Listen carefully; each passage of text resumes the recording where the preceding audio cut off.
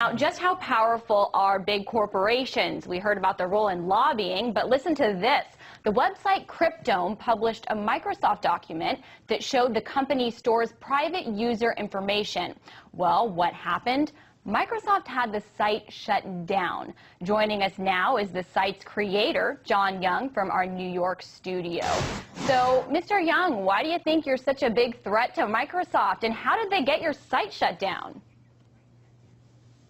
They used a sly technique of the copyright law, which allows instantaneous shutdown, basically, and does not require a court order or litigation to do so. And it's a very common tactic that corporations are using right now to censor the web. Now, why do you think you're such a threat to Microsoft?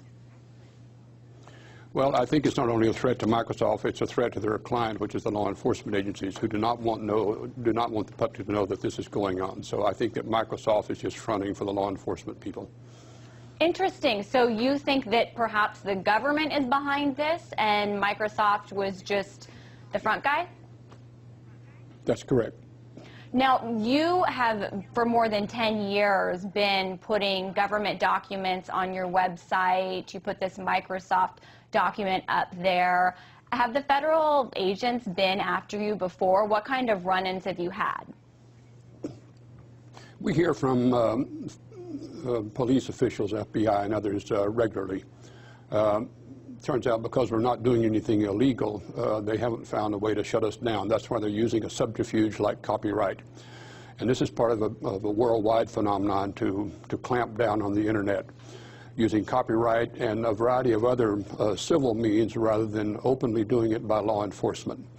It's happening in the U.S. and other countries, the very same means, because if the government admitted it was behind it, it would cause an outcry. So they're using these subterfuges to do it. How? How are they getting Microsoft to do that sort of thing?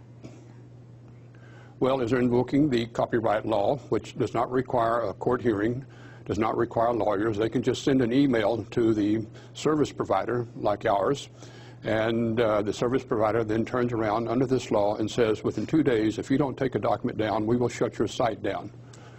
And so that's what this law allows. And so it's a law that's very convenient for this purpose. There are other laws that serve the same purpose, but it basically deflects attention from the fact of who benefits from this. Microsoft does not benefit from this.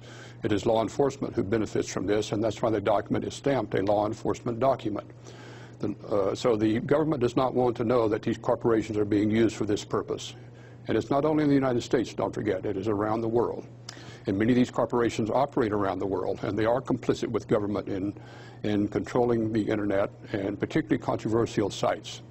Google, Microsoft, Cisco, all the major players are involved in this, and they're required to do it under law, under the CALEA wiretap law.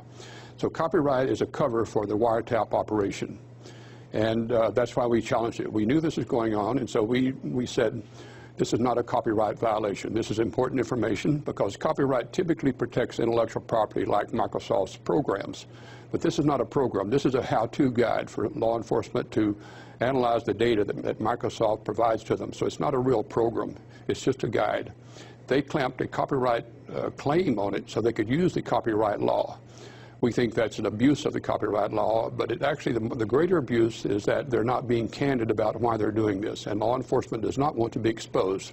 That's why Microsoft backed off. They did not want to go to court, which we hoped they would, in order to hear more about this. Well, we're not alone in challenging. Okay, sorry, excuse me, I didn't mean to interrupt you, but it looks like you succeeded because your site is back up now. But I'm just curious, I mean, how much goes